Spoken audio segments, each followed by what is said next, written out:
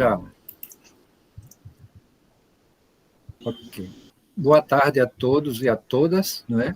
É um prazer estar aqui nessa mesa para discutirmos esse tema tão importante na atualidade, que é a questão da Covid-19. Essa mesa faz parte de uma programação prévia à terceira Conferência de Ativismo em África,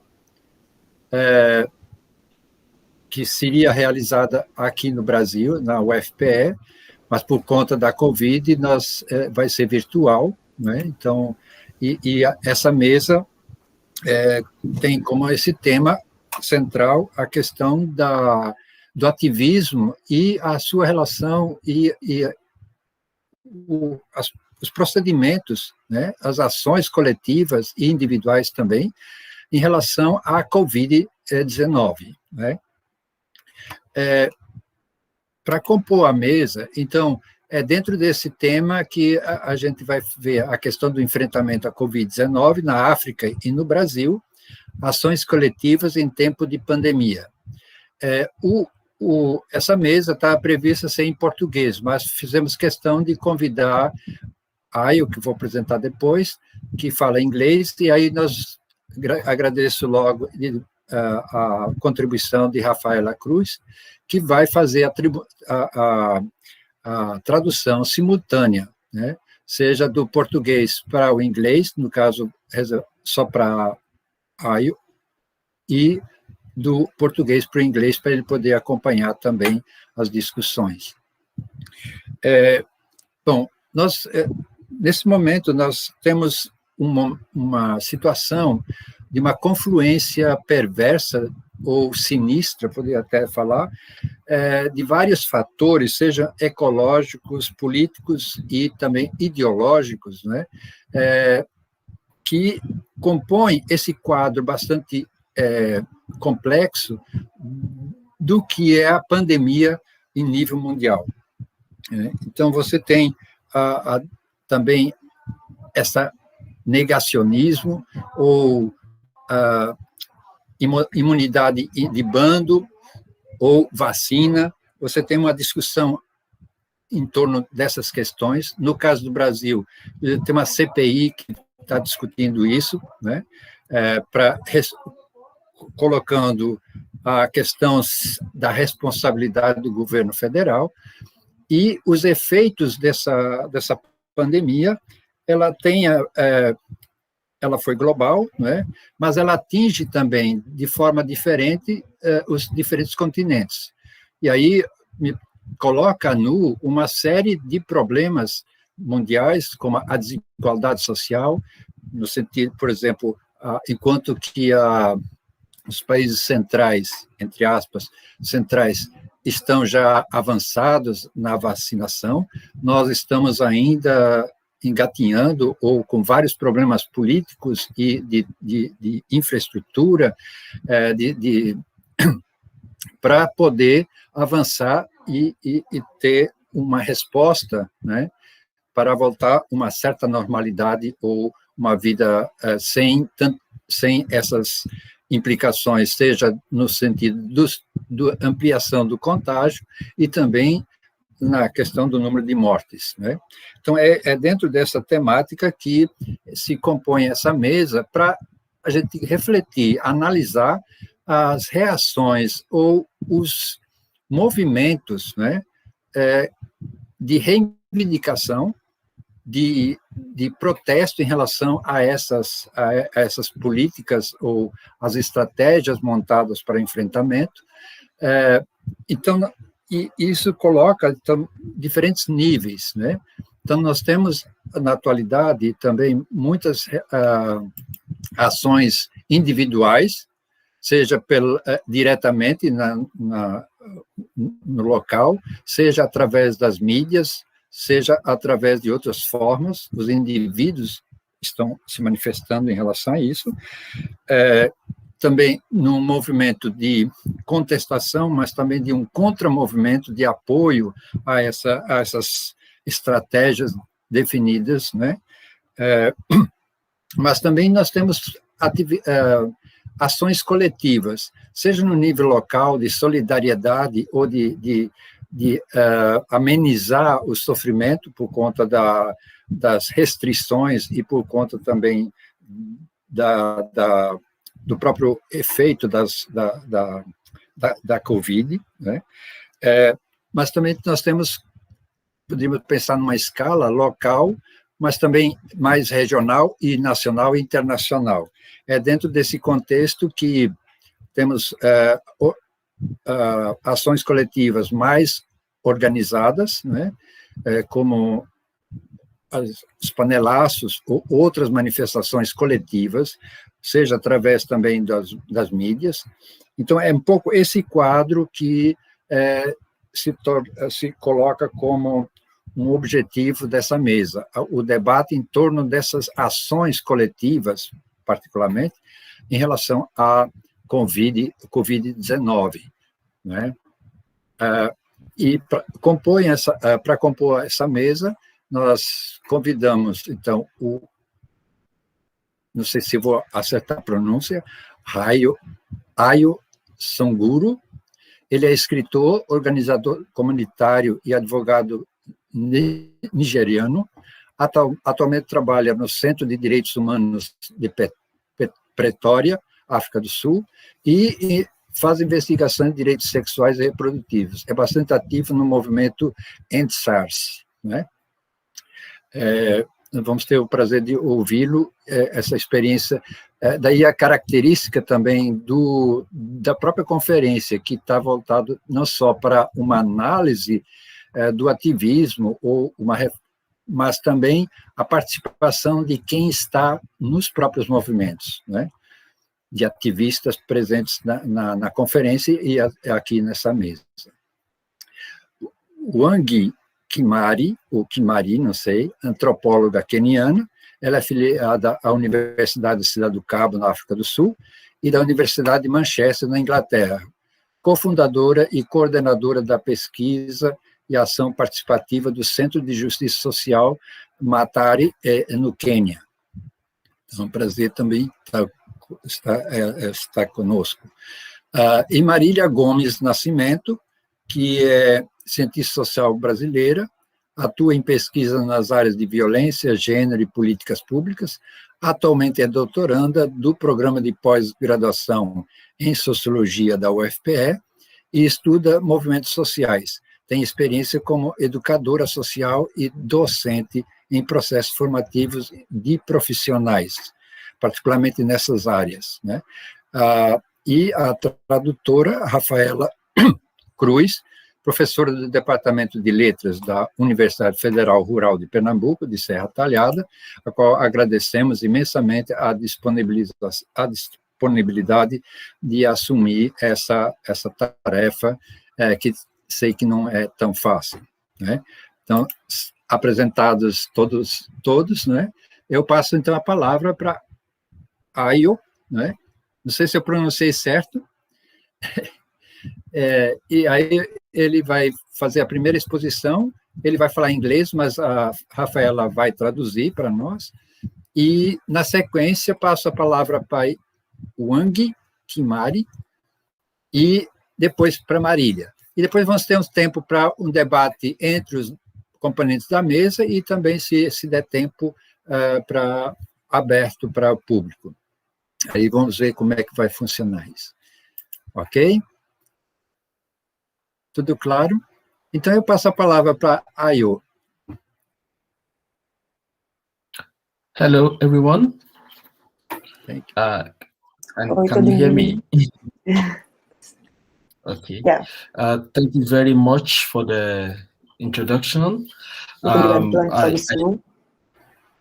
think I just want to reflect a little on the EndSARS movement in Nigeria, the protests, and look at how it was shaped by the COVID-19 pandemic and how, in turn, it has been able to take advantage also of that existing situation to bring about this collective action in Nigeria.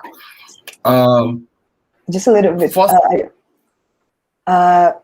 Guys, gente, vamos fazer o seguinte. I think that it would be easier also if everybody who wants to listen to enters also the other link that I posted, because then I will turn off my phone, my mic here, and everybody can also listen there. Gente, acho que vocês também podem entrar no outro link, se vocês quiserem, porque aí o Ayo não tem que parar. Vocês entrem no outro link, eu vou desligar meu microfone aqui, para não confundir ele, para ele não ouvir aqui. Então ele pode desligar também lá fechar lá por enquanto. Não sei se funciona assim, para ser mais simultâneo, não sei. O que vocês acham? Mas de toda forma, então vamos tentar ver como vai ser essa dinâmica. I'm so sorry for interrupting you. I'm just trying to see, like, I don't want to cut you a lot, like, on your presentation. So I'm just trying to set, like, so if you don't mind, we can have, like, I'll let you, like, talk a little bit, and then I will, like, raise my hand so you know to stop, maybe, just so I can keep up. Can we do like this? I'm so sorry. I know that's inconvenient. That is fine. That is fine. Okay. You can go. Thank you very much. So, a little background at first to understand the context of the protests and what brought about it.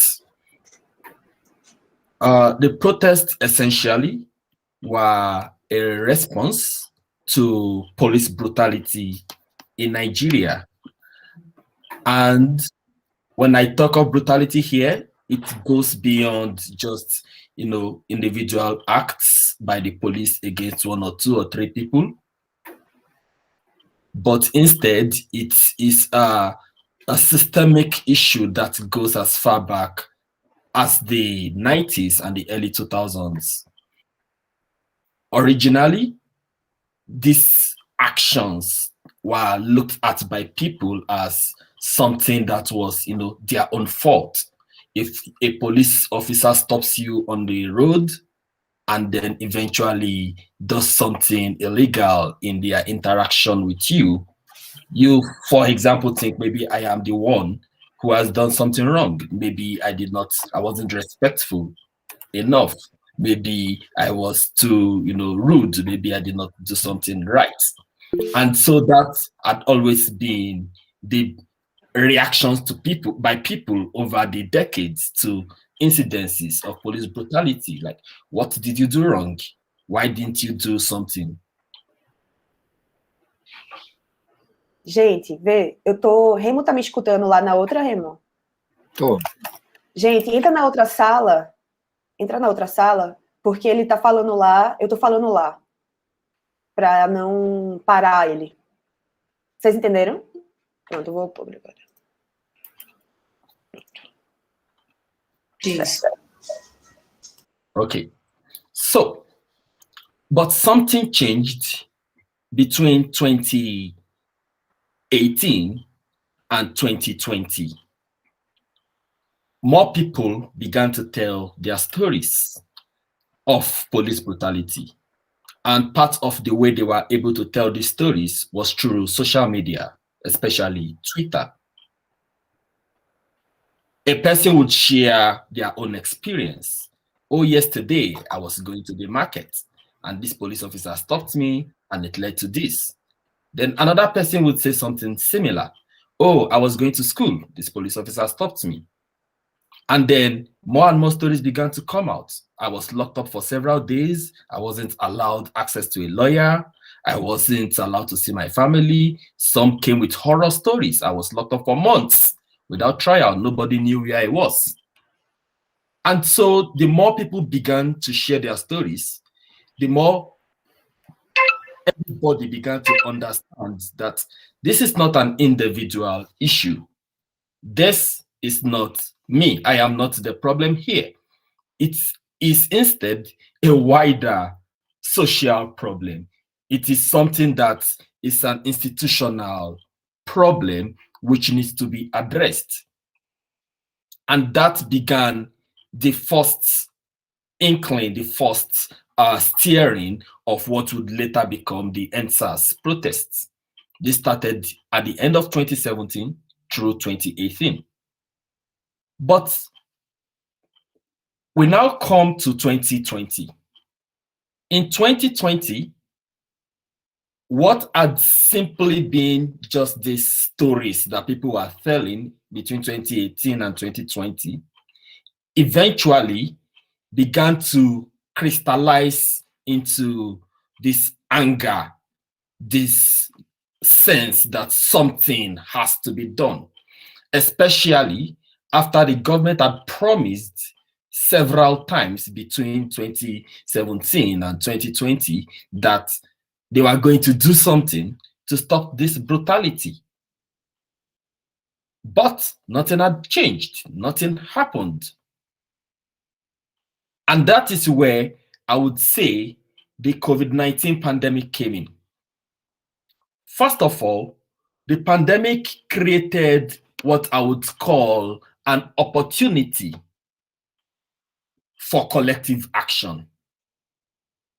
If people had been on the streets, in their businesses, at work, in schools, in a regular year, there wouldn't have been this much of an opportunity for everyone to come together, united in one space in protests. One of the most difficult things about being in a developing country is the fact that people often have to choose between protesting or earning a living. Often you cannot do both.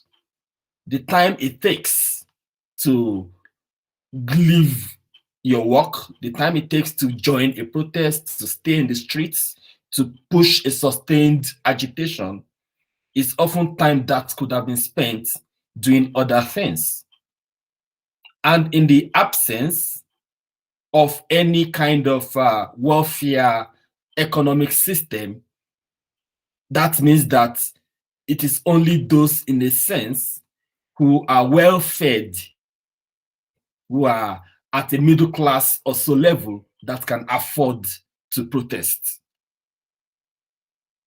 But fortunately, as one of the more positive outcomes of the pandemic, everybody was at home now. Nobody was compelled to go to work.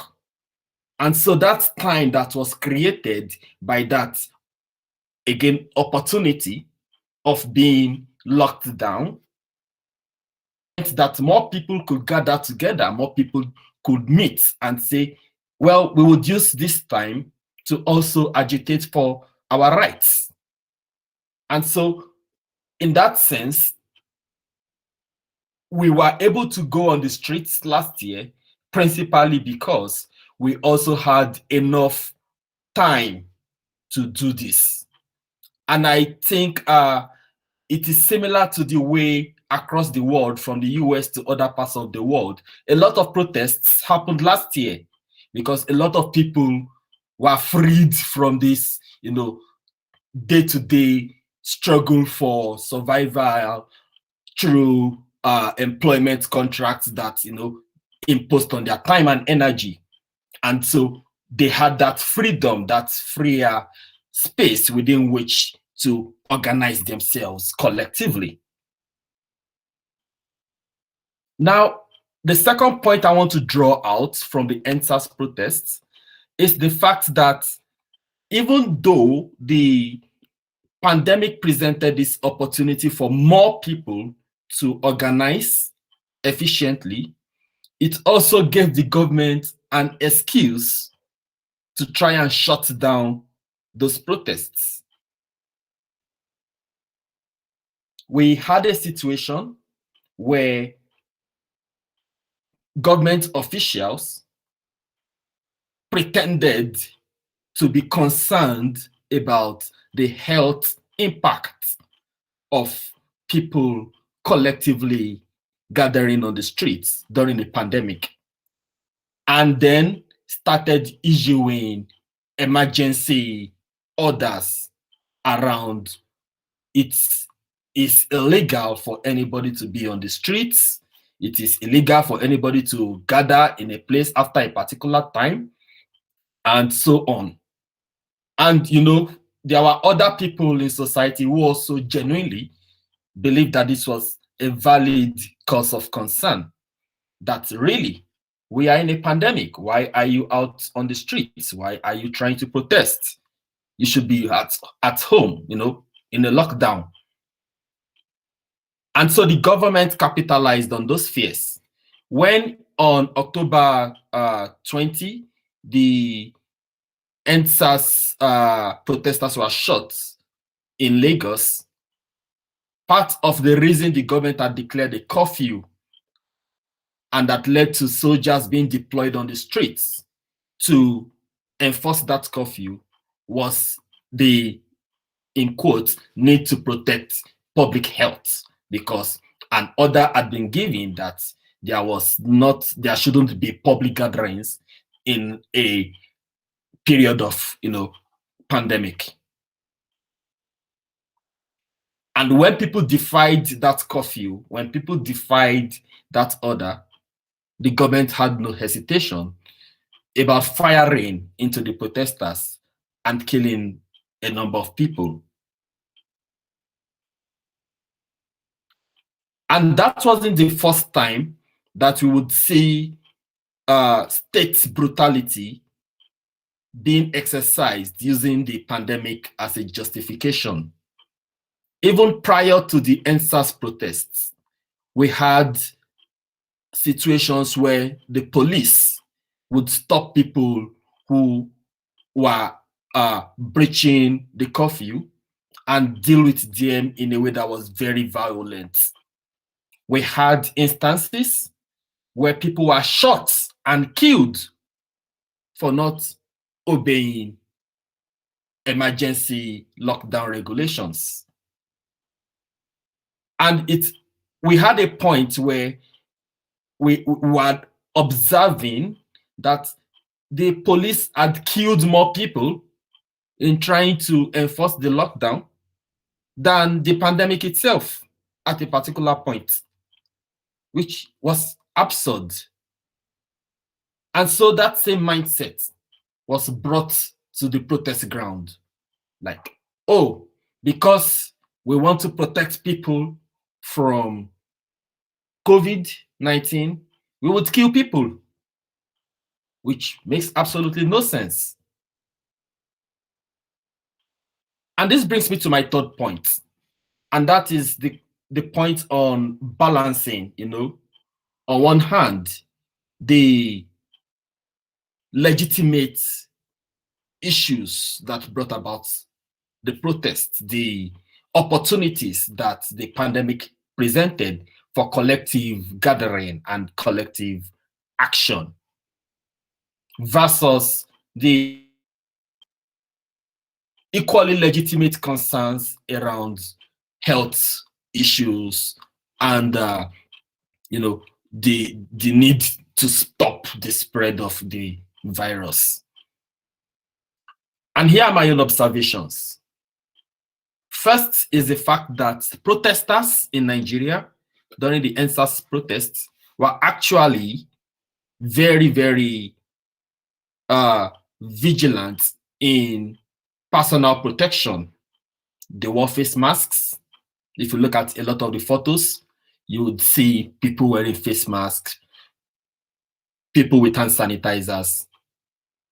And, you know, I would say that the fact that all of this was done in a public space, not in a confined environment, possibly created less dangers of spreading the virus than the government tried to, you know, push, or than the narrative the government tried to push.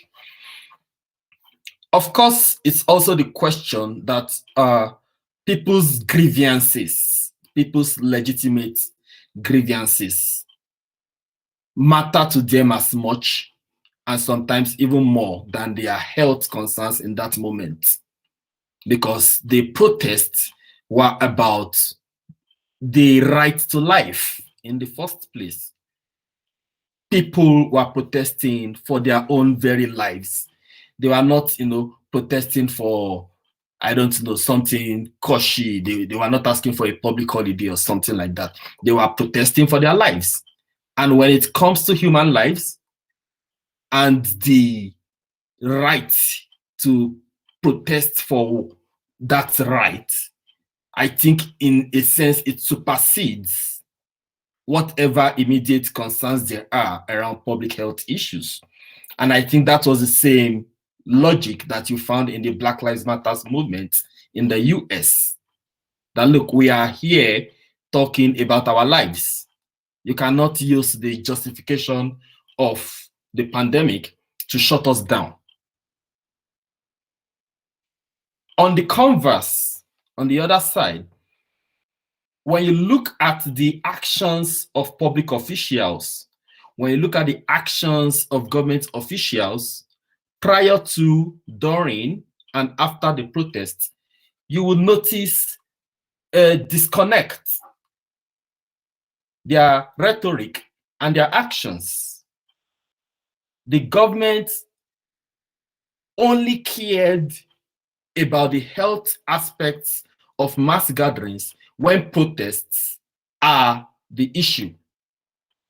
However, when it comes to things like funerals for high-ranking government officials, when it comes to public occasions hosted government officials, when it came to even the business of their various registries and departments, suddenly they no longer cared about the health effects of people gathering in one spot. We had a situation where the government imposed a new registration policy, identity registration policy, after the protests that created a surge of people, a crowd of people in the government office, in the registration office. And the government did not care then about the health impact of this crowd of people who are suddenly forced to come forward and register because of an emergency policy. Yet, when it comes to protests, then they become more concerned, more interested in health issues. So when you consider the hypocrisy at that side, when you look at how that disconnect happens, then we understand again that it is not the pandemic that is the problem. It is not the pandemic that the government cares about. What the government cares about is silencing. What the government cares about is stopping people from pushing on ahead with their protests. So yeah, those are just a few of my observations. I do not want to take too much time. However, I'll be happy to take any questions, further discussions around this. Very much, and I look forward to hearing everybody else.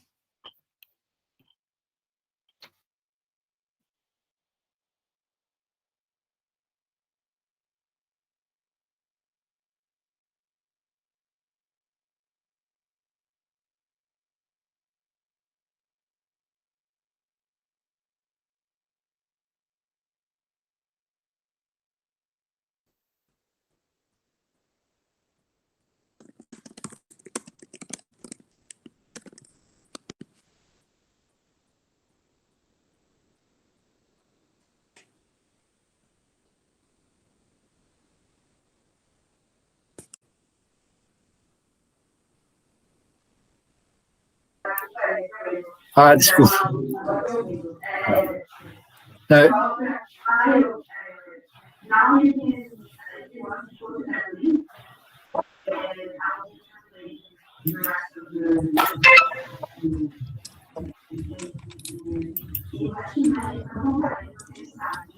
Tá. Desculpe. Eu agradecia as palavras de Ayo, né? E colocando que tem muitos pontos de conexão entre a nossa realidade e a realidade do seu país, problemas políticos que emergem nesse quadro, não é? Então, ele se torna muito mais visível, muitas vezes, e a gente tem muitos pontos de conexão, apesar também de pontos de diferenciação, né? E, nesse sentido, somos solidários com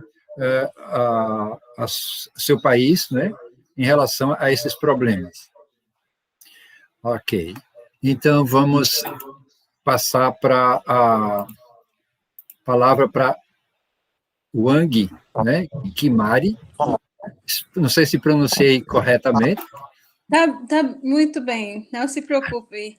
Então, agradeço a sua presença e fique à vontade para fazer sua exposição. Obrigada, senhor Remo. Boa tarde, eu acho que é boa tarde, não é, no Brasil? Boa tarde. Aqui no Quênia são... não sei, eu estou lembrando português agora. São 20 horas, 20 e 36 horas, então está um pouco tarde. Eu espero que eu vou português há muito tempo desde que eu falei com alguém. Então, me perdoe se eu falo um pouco devagar, viu? Pode ser? Ok, fique à vontade. Obrigada, meu povo. Então, meu nome é Wangui Kimari. Eu sou queniana, eu sou uma antropóloga. Eu sou afiliada a um instituto que se chama Instituto de Humanidades na África.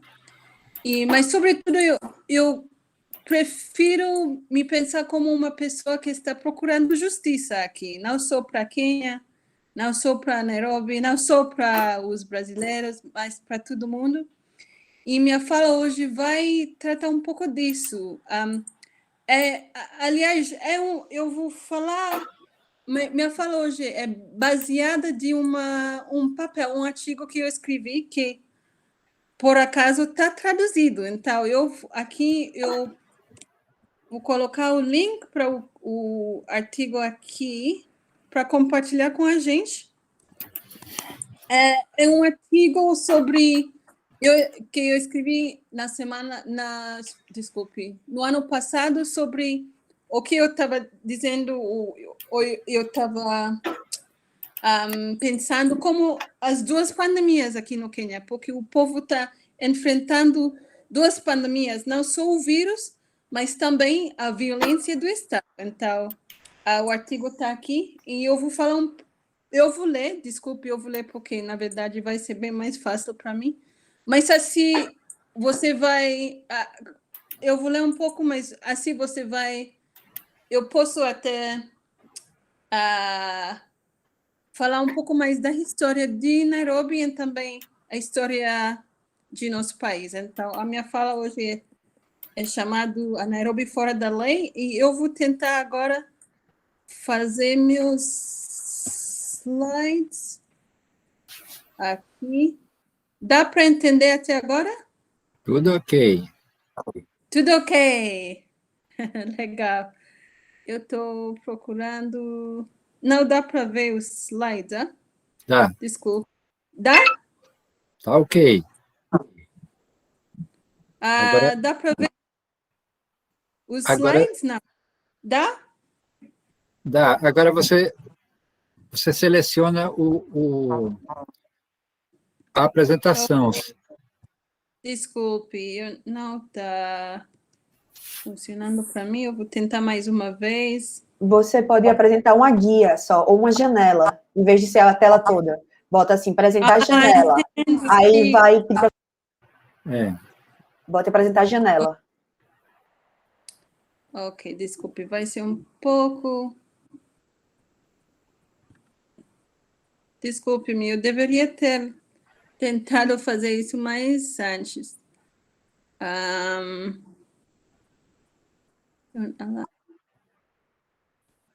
Ok. Se não dá, não dá. Eu vou tomar outro jeito. Eu vou tentar outra coisa. mas desculpe-me.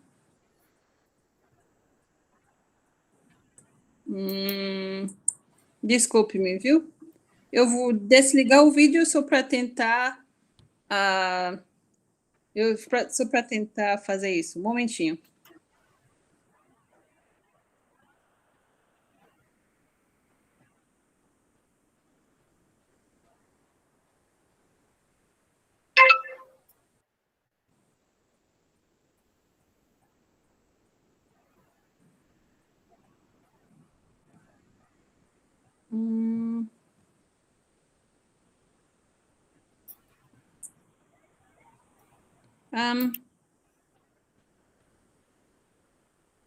Desculpe, está resolvido ou não? Não está. Quando você apertar aqui na apresentação, em vez de clicar apresentar a tela inteira, clique só em apresentar janela. Aí vai aparecer todas as janelas que você tem aberta no seu computador. Aí você vai clicar na janela que é a da apresentação. Aí vai compartilhar só a apresentação. E aí você vai poder ver tanto a apresentação do lado quanto a gente. Ok. Aliás, mas está me mostrando só uma opção. Eu tenho só uma opção. Mostrar a tela inteira ou não. Mas eu vou...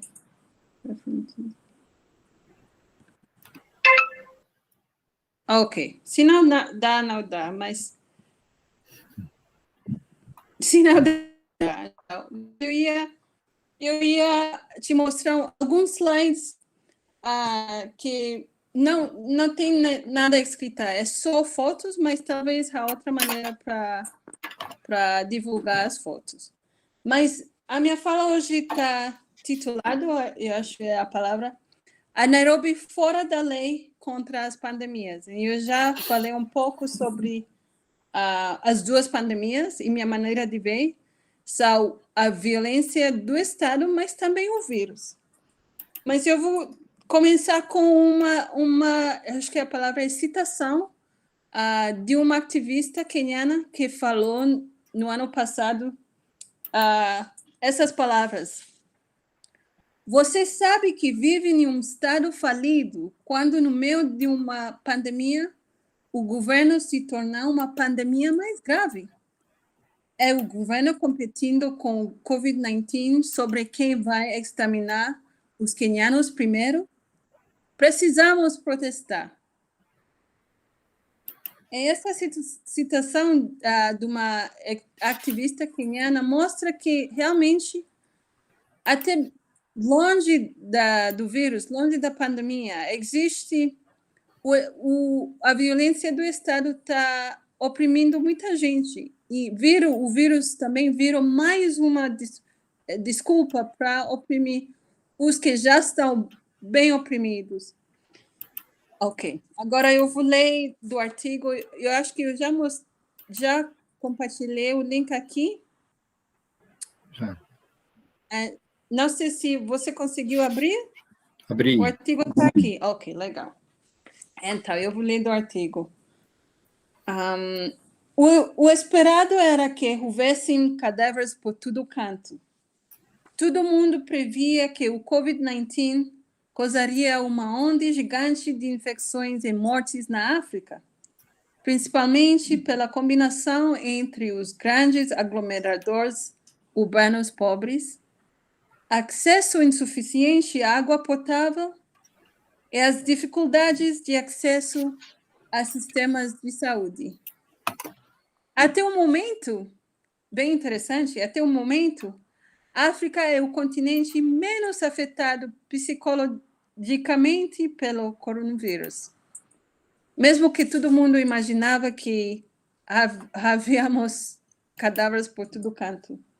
Mas mesmo assim, junto, os 54 países somam algo em torno de, até agora, eu acho que é 1.036, 100.036 mortes. E apesar dos níveis de infecção e a letalidade ainda serem significados, além da persistência dos fatores de risco da região, como, por exemplo, a pobreza, a falta de unidades de terapia intensiva e de ventiladores pulmonares. Mesmo assim, ativistas atualmente apontam para a outra pandemia, que está impactando os quenianos de maneira mais grave que de COVID-19 neste momento. O governo, e sobretudo a administração de Nairobi. Mesmo que os residentes urbanos pobres tenham que enfrentar ambas as pandemias ao mesmo tempo, a administração municipal está se provando muito mais perigosa do que a doença. Vale a pena apontar que eu escrevi este artigo no ano passado, então as referências são do ano passado. Ok. Nas primeiras 3 semanas de maio, 2 meses após dois meses após o início do lockdown que devastou os modos de vida da maioria da cidade, a administração da cidade expulsou cerca de 7 mil moradores, além de destruírem suas casas e não oferecerem nenhum tipo de compensação ou moradia alternativa. Todas estas casas se localizavam em regiões de Nairobi, as quais denomino em meu trabalho de espaços fora da lei. Estas áreas, usualmente localizadas no leste da cidade e submetidas intencionalmente a um governo urbano colonial, foram transformadas em fora da lei em 2 sentidos. Elas são intencionalmente empurradas para o exterior do campo da lei, uma vez que lá não há garantia sequer dos direitos básicos da nossa Constituição e, ao mesmo tempo, são alvos de constantes processos de criminalização. O efeito de longa duração dos processos coloniais de planejamento urbano em Nairobi garantiram um estado das coisas em que os habitantes destes espaços fora da lei possam ser expulsos subitamente, sem aviso prévio ou qualquer compensação adequada, ao passo que suas regiões são alijadas de provisões básicas como água encanada e serviços sanitários. Estas marginalizações formais e constantes estão também conectadas a uma presença mais ostensiva das forças de policiamento e da criminalização dos seus residentes, assegurando que aqueles que não têm água são também os mesmos que serão mortos pela polícia, combinando processos sinistros que estabilizam uma morfologia e reprodução de ecologias da exclusão. Como fala uma jovem e forte ativista de Nairobi na citação que iniciou esta fala, o governo está atualmente competindo com o COVID-19 para ver quem acaba com os quenianos primeiro. Atualmente, muitas regiões da Nairobi fora da lei estão lidando com a falta de água até agora, no momento em que o ato de lavar as mãos se tornou particularmente imperativo. Somando a isso, a versão queniana de mini-lockdown, onde a maioria dos trabalhos está suspenso ou interrompidos, mas alguns serviços fundamentais autorizados pelo governo funcionam e a ocupação das ruas é restrito o período entre às 5 até 17 horas, é vigiada de maneira tão severa, que nada menos que entre 2 meses, nada menos que 20 pessoas foram assassinadas por polícias por simplesmente estarem nas ruas durante horários não permitidos. Vítimas de assassinatos extralegais pela polícia incluem um garoto de 13 anos, apenas 13 anos de idade, se chama Yasin Moyo, baleado na sua varanda às 19 horas, num espaço fora da lei em Kiamaiko Madare, onde eu trabalho. Também outra vítima é um motorista de boda-boda, como chamam aqui o serviço de mototáxi, que foi morto ao sair para transportar um vizinho até o hospital em horário não permitido.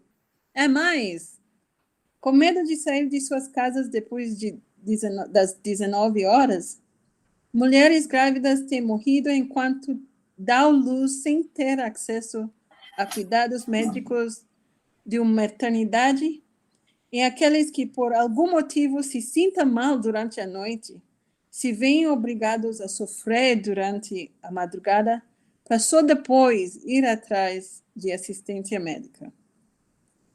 Esses eventos são somados com a quantidade exacerbada de pessoas que perderam suas moradias devido às remoções. Pessoas estas que representam, pelo menos, 70% da população cidadina,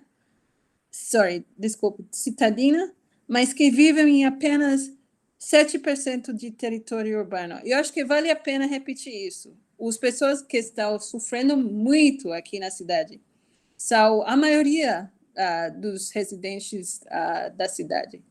Fazem, no mínimo, 70% dos habitantes de Nairobi, mas moram apenas num espaço pequeno, apenas 6%, tipo 7% da área da cidade. Uma vez que estas populações sobrevivem através de trabalhos informais em diários que não estão mais funcionando devido ao lockdown, mas agora o lockdown parou. Muitas destas pessoas estão se alimentando com apenas uma refeição ao dia. Diante dessa situação, havemos o que o senhor Remo falou. Havemos ações coletivas. Então, organizadores comunitários em áreas como os que estou falando, as áreas fora da lei, estão sempre lutando para sobreviver. Estes questionamentos críticos, eles questionam mesmo, eles questionam porque o governo, se o governo quer, em Swahili a palavra seria angamiza, porque se eles questionam se o governo queria realmente parar o angamiza corona ou parar com o povo. Então, estes questionamentos críticos são feitos por moradores que estão involucrados em espacialidades com uma história específica em que delinea aqueles que são capazes de trabalhar em casa, né? Em eles, a maioria da cidade que vivem em pequenas e muitas vezes frágeis moradias. Certamente, estes questionamentos podem ser sobrepostos cartograficamente sobre geografias urbanas que nunca foram planejadas para existir. Ok, um pouco sobre a história de Nairobi, não sei se tenho tempo, mas eu vou falar um pouco de Nairobi. Nairobi vem de uma palavra Maasai, que significa, ou que referencia lugar de águas não frias, mas não frias. Eu não sei a palavra em português. Mas significa, em inglês seria a place of cool waters. Então, águas frias, mas não frias. Talvez... Frescas, isso mesmo. Águas frescas. Então, Nairobi vem de uma palavra Maasai que referencia um lugar de águas frescas, porque realmente surgiu de uma beira, mas beira de muitas... acho que a palavra... O que é river, Rafaela? River. Rio. Yeah. Pequenos rios. Então, anyway, Nairobi, isso é a origem de Nairobi. Mas um pouco da história. Antes de Nairobi ser Nairobi, Nairobi é uma inspirante colonial e depois pós-colonial Cidade Verde do Sol. Era em Care Nairobi. Isso é o lugar de águas frescas. O lugar com águas calmas. Era um sítio com complexo de rios que providenciavam um local de encontro e comércio para um grande número de grupos étnicos vizinhos. Após a já notória Conferência de Berlim de 1884, 1885, meu Deus, eu não me lembro português, mas após... Como 885. Obrigada. Então, após a já notória Conferência de Berlim, onde países europeus dividiram o continente de forma a satisfazer seus poderes, esta geografia a qual Nairobi vivia suas práticas socioecológicas se tornou um emaranhado de maquinações do capitalismo racial. Enfim, Nairobi era um sítio bem importante para realizar ou atualizar o sonho império dos britânicos. Então, já com seu novo status britânico de protetorado de leste africano no século XIX, no fim do século XIX, ela se tornou de intermediação entre o centro do Quênia e Uganda. Sua condição precoce de aglomeração urbana, em entreposto comercial de logística entre Uganda e o Império Inglês, também funcionou para demarcar formas distintas de zoneamentos racializados na cidade desde seu nascimento. E estas demarcações raciais ganharam relevância muito antes da independência do Quênia.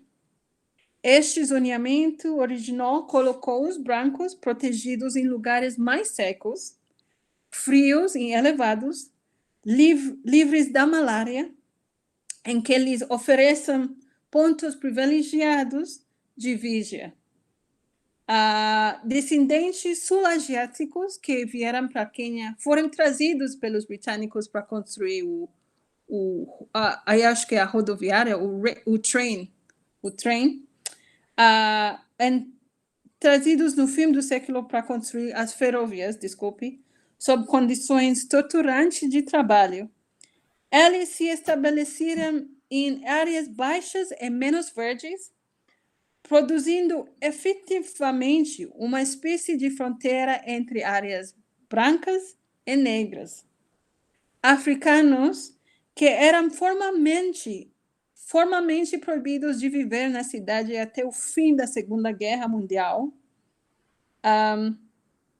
eram informalmente reconhecidos, de vez em quando reconhecidos, nas áreas crepusculares da cidade, que eram construídas em terrenos baixos com forte presença de malária e de enchentes recorrentes.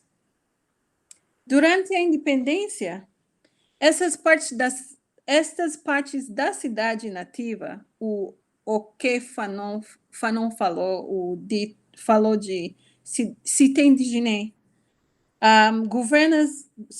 durante a independência, estas partes da cidade nativa, o cité indígena, governadas formal e informalmente por critérios racionalizados ditados pela colônia, continuaria a oferecer pouco, nenhum direito a seus moradores.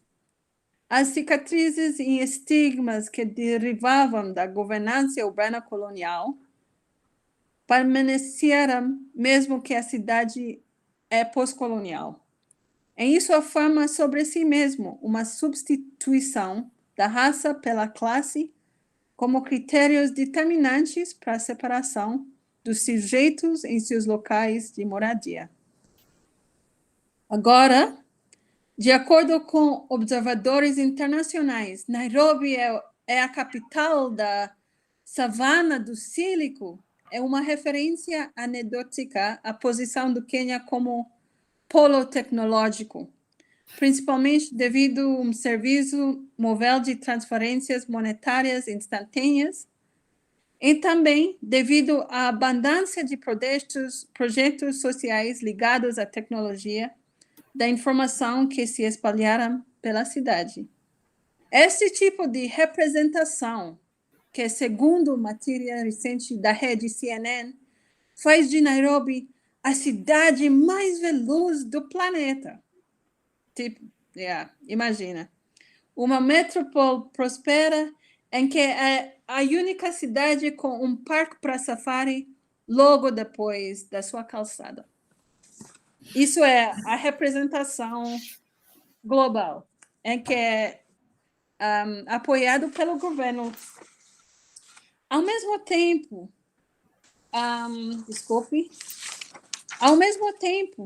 nas realidades locais, para além daquilo que parece uma comissão de relações públicas do governo, enquanto há orgulho pela cidade em sentimentos de lar, muitos de seus residentes também consideram Nairobi um emaranhado de vidas e modos de vida unidos através de variadas alianças frágeis entre dificuldades e determinações que, de alguma forma, conseguir se sustentar. E só para concluir, e é Nairobi fora da lei que está sempre tentando sobreviver, que está sempre resistindo, que está sempre tentando conseguir modos de se sustentar, vai resistir. Escrevendo sobre a antiga cidade nativa escrevendo sobre a antiga cidade nativa há 40 anos atrás, Hayek detalhou um espaço que, apesar das expulsões e negligências feitas pela administração municipal, essa cidade possuía uma grande determinação em sobreviver. Era, como ele chamou, uma cidade de ajuda mútua, uma geografia de ajudas compartilhadas entre os seus, que tinham como pressuposto o abandono do Estado.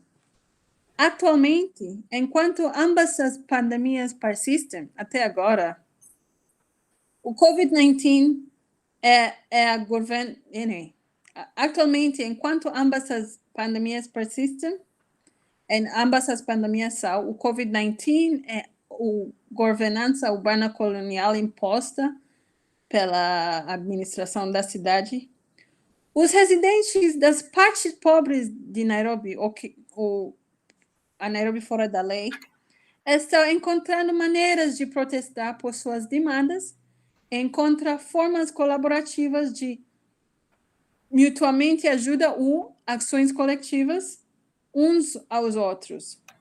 Uma vez que não usa máscara em espaços públicos, pode render uma multa de tipo 20 mil shillings, ou 20 mil shillings é tipo R$400, uma multa de R$400.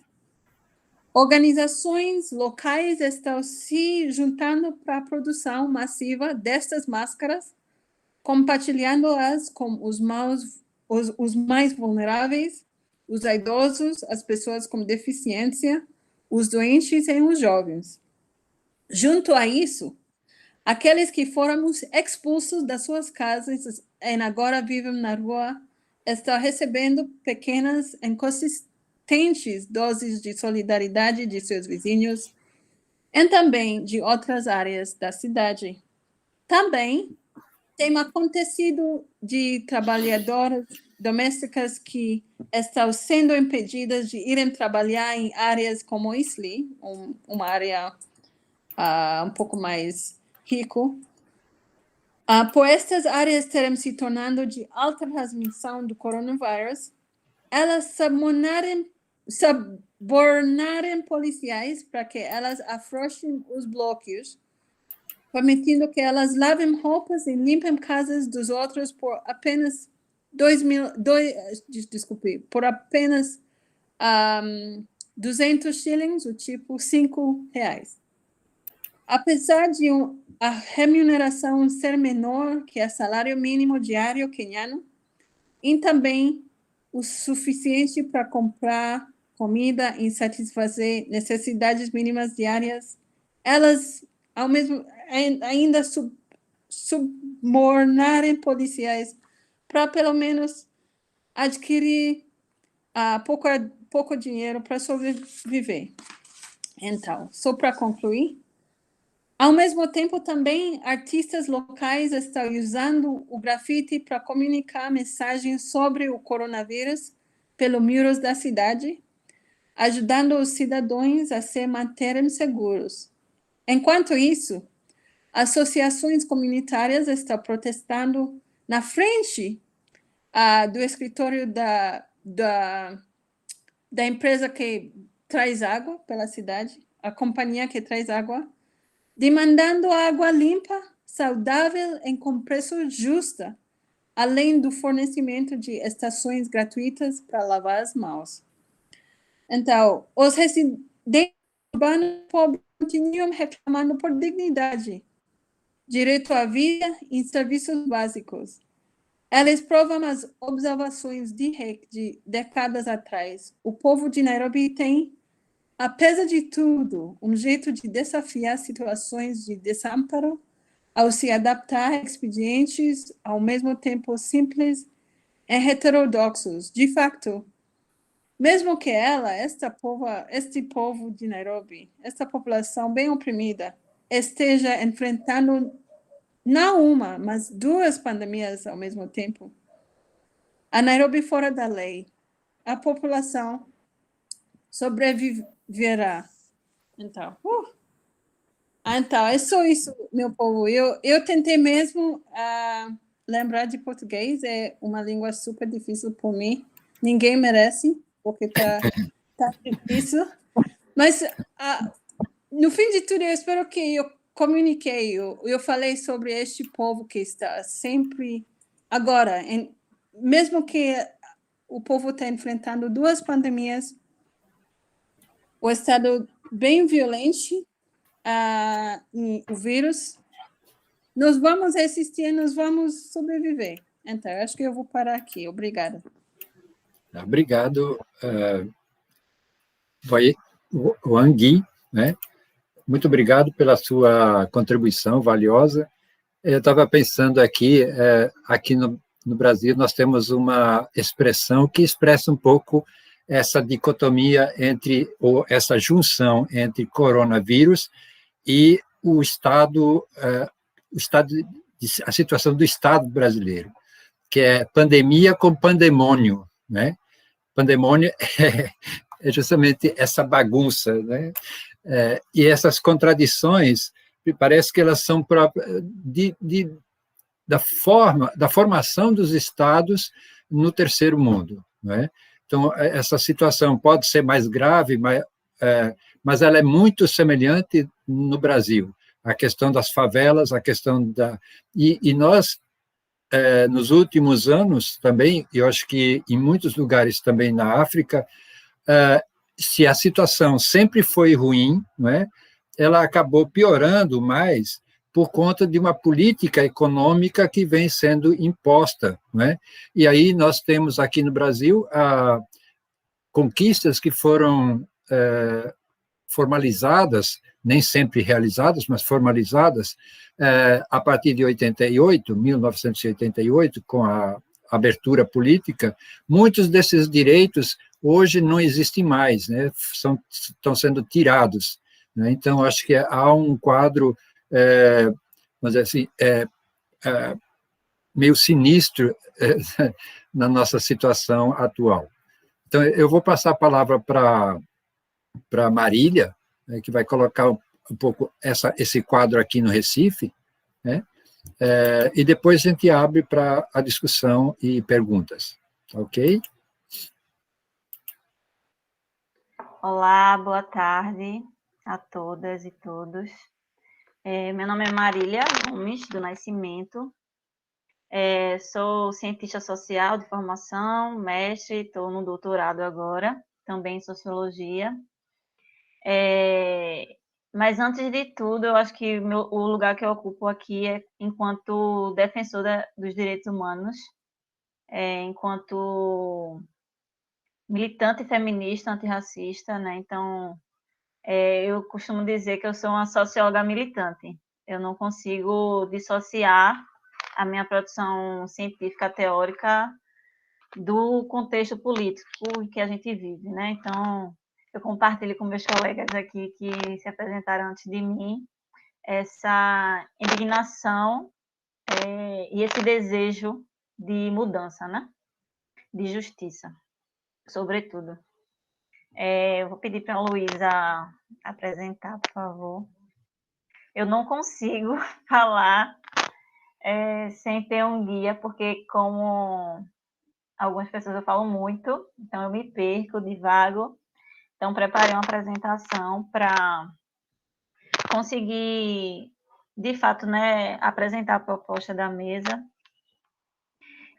Também gostaria de falar que meu projeto, né, do doutorado é sobre essa temática, né, são as ações coletivas durante a pandemia, que eu mudei, né, Remo, que é meu orientador, eu mudei de última hora e esse é meu atual tema de pesquisa.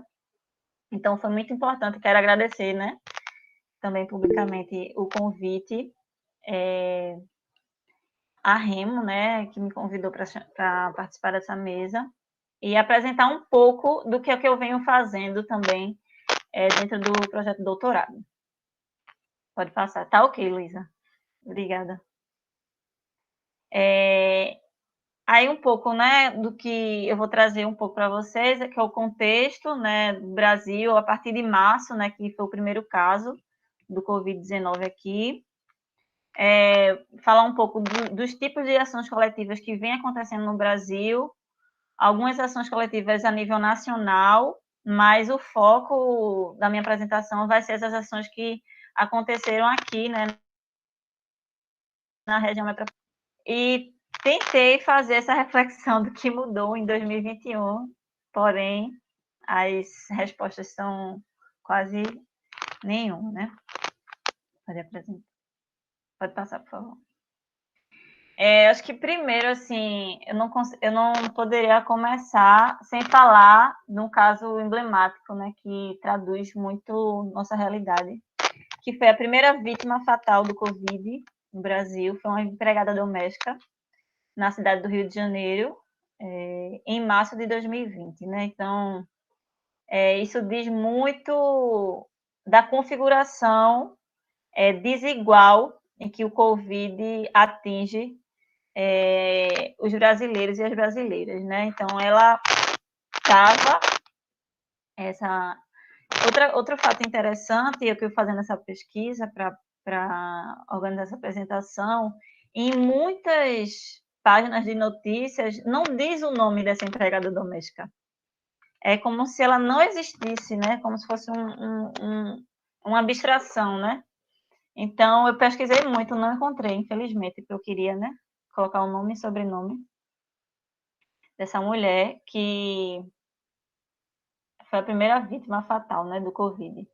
E aí eu acho que toda a minha apresentação vai seguir uma tônica que é a presença, não só a discussão, né, a presença da discussão da pauta racial, tanto em como o Covid afeta a nós, brasileiros e brasileiras, mas como tem sido esse enfrentamento também, né?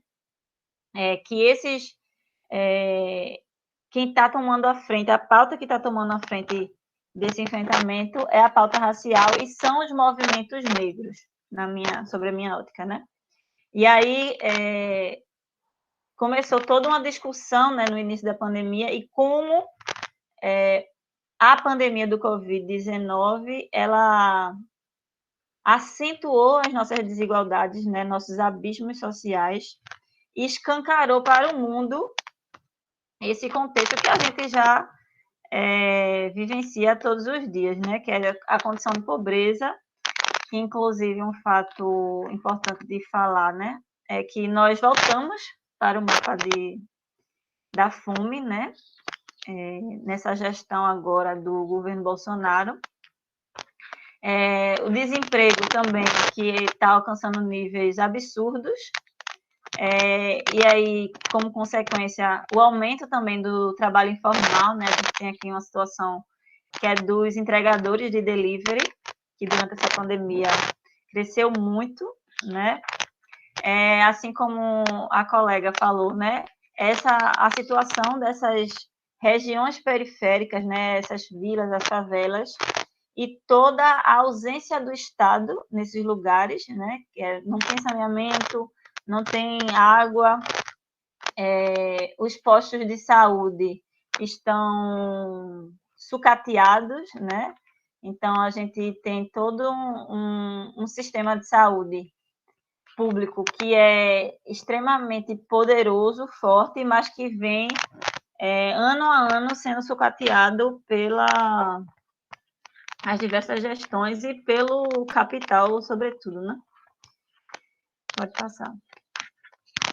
E aí um dado do IBGE, né, que os pretos e pardos somam 20% dos 19 milhões de brasileiros que foram afastados do trabalho em maio, e os brancos apenas 16,1%, né? E dentre esses, 9,7 milhões ficaram sem remuneração. É só para ilustrar a situação que a gente vem enfrentando, e a partir disso a gente questiona, né? Quem são as pessoas que estão em home office, né? E quem são as pessoas que estão lotando os transportes públicos, que estão arriscando suas vidas, né? Como a companheira também falou, das empregadas domésticas que estão pagando, subornando policiais para poder ganhar R$5, né? Então, quem são essas pessoas? No Brasil, quais cores e a condição social dessas pessoas, né? Pode passar. E aí, entre os 4,2 milhões de brasileiros que apresentaram sintomas da doença em maio, 70% eram de cor preta ou parda, justamente pelo que eu falei no slide anterior, né? Quem é que está em casa protegido, seguro, né? E quem é que está precisando sair para garantir o seu pão de cada dia, né? Como a gente fala. Então, essas pessoas são as pessoas negras, né? E periféricas, sobretudo. Pode passar. E aí eu quis trazer um pouco, assim, a leitura de como é que está acontecendo essas ações coletivas, né? Assim que aconteceu o boom do Covid-19, né? E diante de toda aquela calamidade das pessoas, de fato, passando fome, sem ter o que comer, os movimentos sociais, as organizações sociais começaram a se articular, a se organizar para garantir que essas pessoas não morressem, de fato, de fome, né? Então, houve uma série de campanhas, né, para distribuição de alimentos. ainda existe, né, ainda está acontecendo, porque a pandemia não acabou e as pessoas continuam sem emprego e sem comida. Então, ainda acontece várias campanhas, né, de distribuição de alimentos e kits de higiene, que, na minha avaliação, declinou um pouco, né, do ano passado para cá, do final do ano passado para cá, essa questão de enfatizar a questão da higiene, do álcool, de lavar as mãos, e o foco tem sido mais alimentos, né? Então, algumas articulações que se destacam, né, nessas ações coletivas, que é a Coalizão Negra por Direitos, a CUFA, o Movimento Sem Terra e o Movimento de Trabalhadores Sem Teto. Então, eu destaquei alguns desses que têm esse impacto a nível nacional, né, das suas ações coletivas. Pode voltar, por favor. Tem as ações coletivas que têm... Pode voltar, Luísa, por favor? Não, volta lá para aquela das ações. Tem as ações com enfoque... Mais um, por favor. Tem as ações com enfoque em comunicação e dados, né? Que aí, vou citar um exemplo local, né? Teve um coletivo aqui que é Livroteca Brincante do Pina, e são 2 coletivos, na verdade, e o coletivo Pão e Tinta. Eles fizeram ações de comunicação, né, comunitária, popular, dentro das suas comunidades, com bicicleta, que chama a Nucicleta. Então, eles circulavam entre as vielas, entre os becos, lançando informações de maneira simples, de maneira didática, de o que é o coronavírus, como se proteger, o que fazer, como que... O que é interessante é como que, com pouco que a gente pode fazer. Então, não tem álcool, sabão amarelo. Não tem sabão amarelo, água sanitária. Então, dando também alternativas mais dentro da realidade dessas populações para se proteger do coronavírus. Então, esses coletivos, eles empreenderam esse tipo de comunicação e tantos outros também aqui, na região metropolitana do Recife também. Mas, a nível nacional, destaco o mapa Corona das Periferias, que foi um mapeamento usado, e, para além do mapeamento, foi uma rede mesmo de articulação, que, inclusive, esses 2 coletivos que eu citei, eles faziam parte, né, dessa rede Corona nas Periferias, que eram isso. Eram ações de comunicação popular dentro das periferias, basicamente. E teve essa outra ação, essa outra iniciativa, que é o Mapa de Resistência ao Coronavírus, que foi o mapeamento dessas ações. Então, depois que tem aí o link, né, quem quiser clicar, é o mapa, de fato, de Pernambuco, e tem os pontos marcados no mapa, dizendo, né, qual a organização que está realizando aquela ação, o que é a ação e qual o link que a pessoa poderia ajudar, né, também. Então, teve esse monitoramento também, né, que foram mais das organizações da sociedade civil, da atuação do poder público na pandemia, e também, dentro dessa outra perspectiva de ação coletiva, teve as ações de incidência política, né? Que aí teve a renda básica, que depois passou a ser chamado do auxílio emergencial, né? Que foi um auxílio para garantir que essas pessoas, né, que estavam desempregadas ou que não estavam com renda nenhuma, ou aquela renda não estava sendo suficiente para garantir durante esse período da pandemia. Então, vários movimentos sociais, várias organizações incidiram politicamente para a aprovação desse auxílio emergencial, né? Que foi aprovado, mesmo sem o valor que era reivindicado pelos movimentos, mas ainda assim foi de grande, foi uma conquista grande e de para esse enfrentamento da pandemia. E teve também, destaco aqui também, essa plataforma emergencial para o enfrentamento da pandemia, do coronavírus e da crise brasileira, né? Que é isso que também os 2 companheiros que falaram anteriormente vêm colocando, né? A pandemia, ela vem junto com outras pandemias já pré-existentes, né? A da violência do Estado, a da negligência do Estado com seu povo, né? Então, essa plataforma emergencial também insere essa questão da crise brasileira, né? Pode passar. E aí, destaquei essas 2 campanhas nacionais, né, que é o movimento Panela Cheia e o Se Tem Gente com Fome, Dá de Comer, que aí foram uma série de organizações que compuseram essas ações, né, a nível nacional. E aí não tem só movimentos sociais, né, tem financiadores, inclusive, né? Tem o Fundo Brasil, tem a Oxfam. Então, várias organizações se organizaram para garantir essa comida na mesa, né, da população. E são campanhas que ainda estão acontecendo hoje, né? Junho de 2021. Pode passar. Esse é o que eu tinha falado, né, das ações coletivas de comunicação, que é Corona nas Periferias, que é formado por comunicadores periféricos. Então, também tem o link, né? Quem quiser pegar só as palavras-chave, tem como dar uma pesquisada. Pode passar. Também queria destacar, né, a atuação dos movimentos indígenas, né, brasileiros, que aí que eles construíram também, né, esse plano de ação emergencial de combate ao avanço do coronavírus e de tratamento entre os povos indígenas da Amazônia brasileira. E aí tem uma série de propostas de como enfrentar essa pandemia, né? E aí, e também para além disso,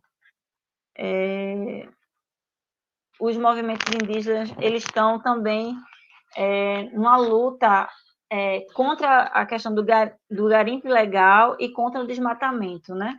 Então, eles estão com uma chamada que isso é uma emergência indígena.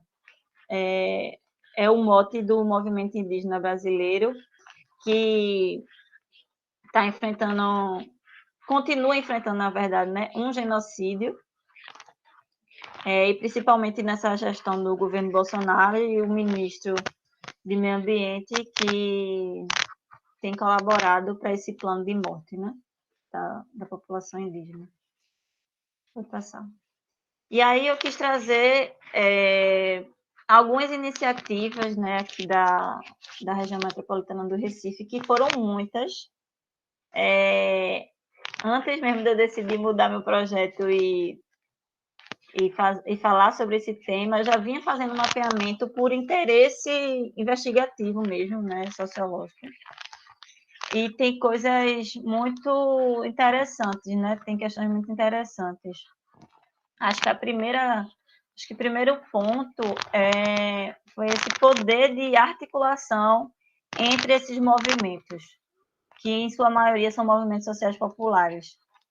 Então, várias ações dessas que eu vou mostrar com vocês foram realizadas em parceria, né?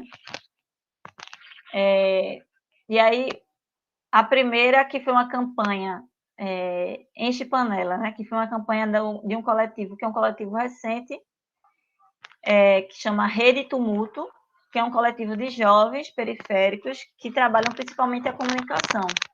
Então, eles atuaram distribuindo lambes, pregando lambes nas comunidades periféricas daqui da zona norte da cidade e dialogando com a população exatamente sobre o que era o corona, quais os efeitos. E a partir dessa ação primeira de comunicação, eles viram que, para além da informação, as pessoas precisavam de comida. Então, surgiu esse mote do Enche Panela, né? Nesse mesmo sentido de comunicação, as mulheres do Fórum de Mulheres de Pernambuco também criaram uma cartilha, né, de como, principalmente de como higienizar a mão, os objetos em casa, de como lidar também com essa precariedade, né? Quando não tem água, quando não tem álcool. Então, foram peças de comunicação muito importantes para disseminar essa prevenção ao coronavírus na cidade. E também, como consequência dessa realidade, elas também lançaram uma vaquinha para arrecadar alimentos. Então, isso é uma constante na atuação desses movimentos sociais aqui,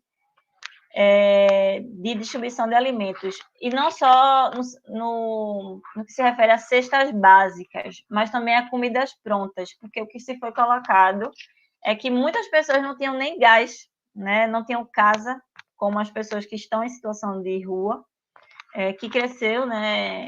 Inclusive cresceu nessa pandemia. Então, a Frente Brasil Popular, né? Que é a frente que compõe uma série de movimentos, organizações e sindicatos, criou a Marmita Solidária, que aí tinha um ponto de distribuição, né, no ponto central da cidade aqui, que eram distribuídas já marmitas prontas, né, de almoço, principalmente para esse público, né, pessoas em situação de rua, profissionais do sexo e pessoas em situação de vulnerabilidade de maneira geral.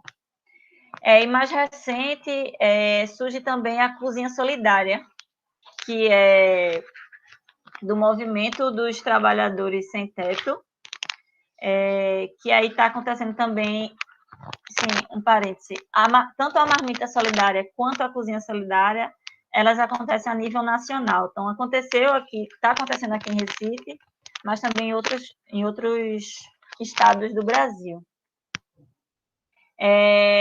A Gente Tem Fome, que foi uma campanha também de arrecadação de alimentos de um coletivo periférico que tem a sua identidade coletiva pautada na comunicação popular e comunitária, mas que, devido ao contexto, também realizou essas ações de solidariedade.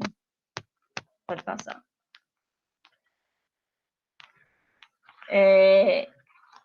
Outra campanha, Quem Tem Fome Tem Pressa, que é da Articulação Recife de Luta, né? Que aí a gente já vê que não foi só movimentos, grupos periféricos, mas uma rede de articulações também se empenhou nesse tipo de campanha de solidariedade, né? E aí eu quis mostrar tanto esse Quem Tem Fome Tem Pressa, quanto esse Sem Auxílio Emergencial, Sem Comida na Mesa, Quem Tem Fome Tem Pressa, é da mesma articulação, mas para a gente observar que continua, né? Esse outro cartaz é de 2020, assim que surgiu, e já esse verde já é deste ano, né, 2021, que as necessidades continuam, né? Nada foi resolvido pelo Estado, né? Teve essa outra campanha, né? Nossas Vidas Importam, que aí já é uma rede de articulação de coletivos periféricos da cidade de Paulista, que é uma cidade um pouco mais afastada do Recife, e com coletivos um pouco mais recentes na cidade, né? E outra coisa interessante é que essa rede de articulação surgiu em decorrência da pandemia, né? Nessa necessidade de criar uma rede de solidariedade mesmo. Pode passar. Também nesse mesmo sentido, né? Aí, as cidades que organizaram redes a partir da pandemia. Teve a cidade de Igaraçu também, que é essa rede iguaraçuara de cuidados, e essa rede orgânica periférica de Olinda. E também, nessas duas, tanto a de Igaraçu quanto a de Olinda, a gente observa que não tinha só movimentos sociais, tinham movimentos culturais, tinham algumas instituições privadas, mas que estavam empenhadas nessa solidariedade de distribuição de alimentos e kits de higiene. E também tem o movimento agroecológico, né, também, que criaram redes solidárias para esse enfrentamento à crise alimentar, né, em decorrência da pandemia, e que fez parceria, interessante que essa rede agroecológica fez parceria com essas grandes campanhas, né, como a Dá de Comer, que aí eles distribuem cestas com esses produtos agroecológicos, né? Então, fez uma parceria de alimentos, né, não perecíveis com esses alimentos, né, fruta, verdura, advindos da produção da agricultura familiar. Pode passar. Também teve as ações, né, coletivas dos movimentos quilombolas, né? Então, teve esse direcionamento, né, para a comunidade quilombola, com esse mote, né, a fome não espera. Também teve uma articulação com os movimentos periféricos de um bairro aqui que é muito potente, que é o Ibura. Então, tinham 5 movimentos sociais dessa comunidade do Ibura que se juntaram também na pandemia para não só distribuir alimentos, mas também fazer esse papel da comunicação popular, né, de dizer o que era a pandemia, enfatizar a necessidade de usar máscaras, né?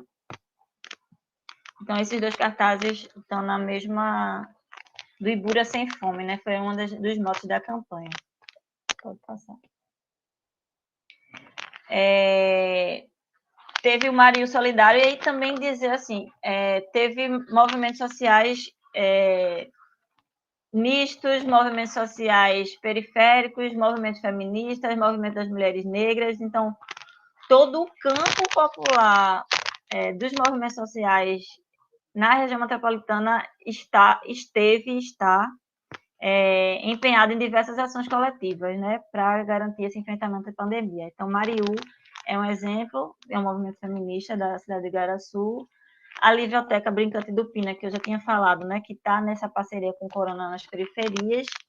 E tem o coletivo Fala Alto, que é um coletivo de jovens periféricos, que este ano, em 2021, começou com um sopão solidário. Então, esse é o contexto de movimentos sociais que a gente vive aqui, né? Pode passar. E aí, esse é o ponto que é mais sensível, né? E que dialoga muito com o que meus outros colegas falaram, que eu gostei muito do termo que a Ayo falou, a brutalidade do Estado, né? Então, para além dessas ações coletivas de solidariedade, os movimentos sociais continuaram reivindicando suas lutas, né?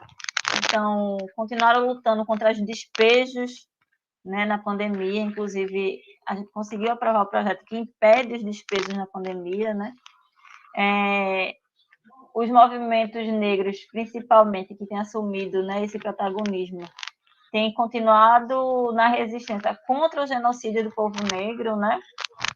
Então, neste 13 de maio, agora, que todos os anos realizam-se atos, né, em todo o Brasil, o lema foi: nem bala, nem fome e nem Covid. O povo negro quer viver. Então, essa é a tônica que tem assumido os movimentos sociais no Brasil, né? Queremos vacina no braço e comida no prato e fora Bolsonaro. Que aí os movimentos passaram um tempo sem ter essa presença na rua, né, das ações de rua, mas esse ano avaliaram que não dava mais para ver. Eu estava até pesquisando aqui, são 494 mil mortes hoje, 17 de junho de 2021, no Brasil. Então, os movimentos sociais viram que não dava mais, né, para ficar só fazendo campanha. Então, começaram a organizar atos de rua. O primeiro foi esse 13 de maio, que ocorreu bem na maioria dos estados, porém, aqui em Pernambuco, contou com a habitual violência da polícia militar, porque não é surpresa, e o resultado foi 2 homens que perderam suas visões, né? Um do olho esquerdo e um do olho direito. A polícia atacou covardemente os manifestantes, encurralando e atirando diversas vezes bombas e balas de borracha. E eu trouxe só esses 2, mas eu posso citar vários exemplos, né? A Kathleen, que foi uma jovem negra, carioca, que foi morta na porta da casa da sua avó, vítima, entre aspas, de uma bala perdida. Tem o menino Miguel, que foi morto por negligência, e tantos outros, assim, que quando eu começo a falar, já vem aquele peso, aquela dor, aquela tristeza que a gente já vem enfrentando nesse contexto de necropolítica, né, de morte aos corpos negros. Então, como o Remo falou, né, a pandemia no pandemônio, né, a gente tem levado no popular cacete para todo lado. A CPI a gente não está vendo, a gente tem uma CPI, mas a gente está vendo que, mais uma vez, não vai dar em nada. as pessoas continuam sem emprego, continuam sem comida e continuam morrendo nos hospitais porque não tem vacina, né? E não sei se eu já falei demais, mas acredito que eu consegui passar a mensagem da realidade brasileira nesse momento atual. E é isso, quero agradecer novamente. Obrigada.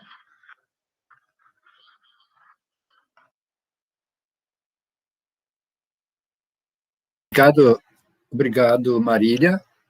Eu acho que esse ensaio dessa mesa, né, coloca já uma série de questões que vão ser fundamentais ou vão ser a possibilidade de aprofundar isso também na conferência, né? Então, acho que esse quadro mais geral há muita similaridade, né? A Marília não chegou a falar, por exemplo, do massacre do Rio de Janeiro, onde 28 pessoas foram assassinadas, né? Num confronto entre polícia e aí, independente de se são traficantes ou não, não é essa a questão, mas é a forma como a polícia age em relação a essa população que vive na periferia, nos bolsões, como Yomi colocou, né? Pode-se fazer o quadro da cidade, mapear essas regiões muito claro, né? Aqui no Recife isso é claro. Então, e essa questão da violência, ela perpassa. E o argumento utilizado aqui em Pernambuco, nesse confronto entre a polícia e os manifestantes, foi de que não estariam cumprindo as ordens de não aglomeração, né? Eu me lembrei muito o que a Ayo também colocou, que se viu como um argumento, né? Agora, que forças subjacentes estão aí, isso é uma questão a ser mais aprofundada. Quer dizer, não vai se resolver no inquérito policial, provavelmente, mas faz parte de uma cultura elitista que nós vivemos no nosso país, e parece que também podemos afirmar isso. Por exemplo, eu conheço razoavelmente, mais ou menos, né, alguns pontos, trabalhei algumas questões em relação a Moçambique. Você também tem essa questão de uma elite que manda e a população em geral que não tem muitas opções. E as manifestações decorrem justamente dessa insatisfação. E aí concordo que foi dito, não é só a questão do Covid, mas é também o contexto que é historicamente construído, que marginaliza essa população. Então, são esses temas que acho que são os eixos em torno do qual vai se construindo a própria conferência que será realizada em setembro, né? Então, eu acho que, assim como os outros temas levantados nas duas mesas anteriores, sobre questão de gênero, questão da sexualidade, etc., e os que virão à frente sobre questão da terra e outros temas que ainda vão ser levantados, né? Então, acho que isso compõe um pouco esse quadro complexo e também desafiador para os próprios movimentos. Então, como a Marília colocou, as manifestações públicas, elas se restringiram, não aconteceram no ano passado, apesar de que havia também ações coletivas organizadas pelas mídias, né, do Panelaço, por exemplo, que foi articulado em várias capitais e várias cidades do Brasil, as manifestações de protesto ao governo Bolsonaro e também as políticas desenvolvidas ou não desenvolvidas, né, em relação a coronavírus. Então, havia essa manifestação e agora, quer dizer, isso se torna mais pública através de manifestações públicas ou de rua, né? Então, acho que uma das questões que também se coloca aqui é como se articula, não é? Porque foi colocado tanto por Ayo, por Wang, e também Marília, a utilização desses meios virtuais para esse novo momento, né? Então, eu acho que uma questão que se coloca é como, parece que ficou muito claro com a Ayo, quando essas notícias começam a ser sentidas, não como sendo individuais, mas sendo coletivas, ela provocou uma reação, né? Então, também acho que não tem se analisado muito de como essas mídias podem agrupar, não só ser um protesto, mas agrupar e articular essas diferentes forças sociais que têm seus limites de manifestação no contexto também contemporâneo. Bom, há muitos outros temas, né, que vocês levantaram, que podem ser aprofundados. Então, eu deixaria um momento para vocês se colocarem questões de esclarecimento ou de complementação, comentários, e depois a gente abriria para outros participantes do público. Ok? Então, se tiverem observações em relação às exposições de cada um, fique à vontade.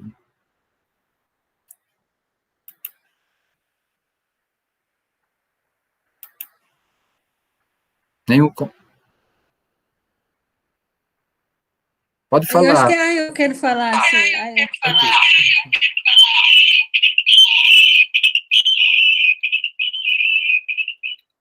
Okay, am I audible? Yes, we can hear you, Ayo. Sorry, that's the feedback from Okay, so I just want to thank Wangui and Marilla for their wonderful presentations. And I think that there's something I picked from their presentations that I think it would be a disservice to the NSAS protests if I do not also highlight it here now, is the fact that, while the protests were going on in Nigeria, enquanto os protestos estavam acontecendo na Nigéria, there were lots of initiatives by havia várias iniciativas protesters themselves das food pessoas fazendo protestos available, to make resources available to other protesters, especially those who are more fazer com que as pessoas protestantes tivessem recebessem comida. Just like Marilia pointed out about Então, como Marília apontou, people not having access to sobre pessoas não tendo acesso à renda regular durante aquele período. Created opportunities. Então, todos esses criaram oportunidades para se organizar, se reunir, criaram oportunidades para responder a isso, a esse problema de falta de renda. Because they were sure that there would be food, there would be drinks. Porque eles vão na sede de protesto sabendo que vai ter comida ali, vai ter comida, bebida. Health practitioners, there were legal practitioners. Então, porque vai ter gente ali, vai ter médicos, advogados, então environment. And I think that was one of the things that shook the Nigerian government so much. Isso foi algo que abalou tanto o governo nigeriano. Getting all of these resources from to sustain these protests. And so they investigate and shut down the bank accounts e a fechar as contas bancárias das pessoas que estavam whose accounts are being used for donations, usando para doações de protestos. The accounts of several protesters de várias pessoas que protestaram, resource persons, and so people switched to cryptocurrency. Então, as pessoas mudaram para cryptocurrency usando o Bitcoin como um meio de coletar fundos para ajudar os protestos. Up to now, there are still a lot of Nigerians who are still being victimized. Ainda tem muitos nigerianos que estão sendo vitimizados e alvejados por estar ajudando, né, dando fundos para os protestos. Thank you very much. Muito obrigada, Sérgio, que eu queria dizer muito obrigada. Foi homem? Sim, eu quero... obrigada. Obrigada também, Marília, pela apresentação. Também, nem bala, nem fome, nem Covid vai matar nós. Não queremos isso. Mas também eu ia adicionar só uma coisa. Por causa dessas similaridades, que estamos tentando fortalecer uma rede, ou talvez um link aqui em Nairobi com uma organização que se chama Papo Reto, no Complexo de Maré, no Rio. Então, sempre temos um diálogo aqui no nosso centro em Nairobi com o Papo Reto, a organização... Papo Reto, sim. Com essa organização no Rio, para ver o que nós podemos... Como nós podemos compartilhar ideias, como nós podemos compartilhar share, como nós podemos tentar atualizar uma solidariedade mais forte entre Brasil e Quênia, mesmo que não falamos a mesma língua. Mas por causa das similaridades, por causa dos assassinatos, por causa da fome, por causa da política mal, por causa de um presidente que não se liga que não tem nenhum compromisso com o povo, nem aqui, nem no Brasil, estamos tentando fortalecer, dialogar muito. Então, eu convido vocês podemos tentar também fortalecer a conexão mais entre Nairobi e Recife, em Rio, em Brasil. Também vale a pena também adicionar que eu acabei agora, há um mês, um projeto que tentava mapear o efeito do Covid no Colômbia, no Brasil e no Quênia, sobretudo para os que são os mais oprimidos. E, sem dúvida, onde há uma população negra, há muita violência, infelizmente. Para nós, a política do projeto era tentar mapear isso, mas também surgir ações mais coletivas entre os 3 países para resistir. E obrigada pelo convite, eu acho que vale a pena falar isso agora. Obrigada pelo convite, Luísa, senhor Remus, Marília, Rafaela também, obrigada. Eu espero que a gente vai falando e vai agindo também. Ok. Muito obrigado a você pela sua contribuição e vamos continuar esse debate. Eu sei que lá já é bem tarde, não é? Mas ainda temos uns minutos para manter essa conversa. Marília, tem alguma observação a colocar? Senão a gente abriria, não sei como, Luísa me ajuda aí, para ver a questão da participação de quem está no YouTube, como é que vai ser. Eu só tenho uma colocação, Remo, é rápida.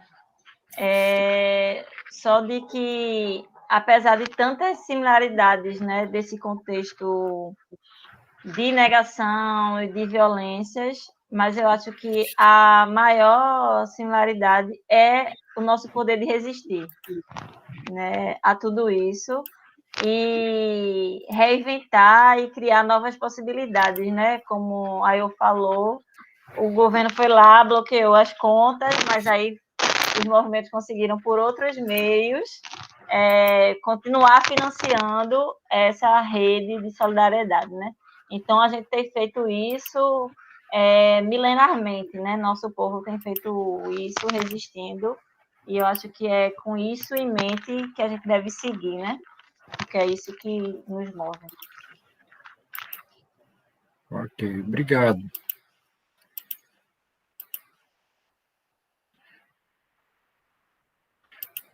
Luísa está informando que não tem perguntas no chat, né? Então, alguém quiser fazer algum comentário ou observação, não precisa ser só pergunta, né? Bom, se não tiver perguntas, né, então, ou observações da parte dos ouvintes, né? Então, nós poderíamos encerrar, né, essa sessão, agradecer imensamente a participação de Wang, Ayo, e espero que a gente se encontre, e também de Marília, e também de Rafaela, também estar junto com Luísa nessa atividade. Espero que a gente consiga se encontrar pessoalmente mais para frente, e certamente na conferência a ser realizada em setembro. Eu acho que vai ser muito rica, porque a gente vai trazer também, tentar envolver os movimentos sociais daqui na participação e nas contribuições também, que eu acho que é vamos dizer, o que caracteriza essa terceira conferência de ativismo em África, né? Então, acho que essa presença dos ativistas é fundamental para nos provocar também que, afinal, nem todos aqui temos algum tipo de envolvimento, algum tipo de ativismo, não somos só acadêmicos, né? Mas nos provocar também a rever, né, a repensar o nosso papel como acadêmicos, né? Então, acho que isso é fundamental, essa relação entre movimentos sociais e a academia, né? Então, acho que isso é fundamental, e tem se perdido nos últimos anos no Brasil essa relação que foi muito forte na década de 70 e 80, né? Principalmente na área de saúde. Se existe o SUS, foi por conta dessa relação, né? Então, entre outras, o sistema de educação também foi pensado a partir dessas relações. E podemos pensar isso também em relação a avanços e perspectivas novas que têm surgido nos países africanos, de África, né? Então, eu agradeço imensamente. Se Luísa quiser falar mais dizer alguma palavra, em nome do Instituto, do CEA, né? Sim. Muito obrigada a todos pela apresentação. Obrigada a Remo, ao Angui, a Marília, ao Oyodele, a Rafaela. O debate que se colocou aqui foi extremamente rico, conforme Remo anunciou no início da mesa. Nós quisemos também trazer ativistas de outras regiões do continente africano, que estão aqui representadas hoje, além de trazer as questões aqui de Pernambuco e do Brasil. Eu penso que, como nós estamos tão, não sei se cansados ou tão exaustos da pandemia em todos os sentidos, e talvez por isso o nosso chat hoje não tenhamos perguntas, mas, por favor, não entendam que isso é falta de interesse. Na verdade, as contribuições que foram trazidas aqui hoje ficarão no canal do Centro de Estudos Avançados da Universidade Federal de Pernambuco, e nós intentamos, mais à frente, organizar uma publicação com essas discussões. Então, o debate que se colocou aqui, ele também será levado para outros lugares, né, para outros públicos. Então, eu só tenho a agradecer imensamente, e lembrar que ficou marcado aqui na fala dos três participantes, a relação entre os abusos governamentais e a crise sanitária. Se não esperávamos uma crise deste tamanho, uma crise sanitária deste tamanho, também penso que não esperávamos que os governos se voltariam contra as suas populações de maneira tão violenta, tão absurda, mais do que já o faziam, né? Então, eu acho que as contribuições aqui nos ajudaram a entender também como essas populações têm se articulado para enfrentamento da pandemia e o enfrentamento dos desgovernos, né? Então, eu só tenho a agradecer a todos, muito obrigada, espero que fiquem bem, resistiremos, né, e sigamos em frente. Devolvo a palavra, Remo. Obrigado, Luísa, acho que complementou. Se alguém quiser dizer mais uma coisa, senão eu agradeço novamente e nos encontramos na conferência. mesmo que virtualmente, infelizmente. Aqui ainda vai demorar um tempo para a gente poder transitar normalmente, viajar, etc. Mas a gente vai sobreviver, resistir a esse momento e nos encontrar mais lá na frente, tá? Um abraço bem grande e obrigado a todos. Obrigada.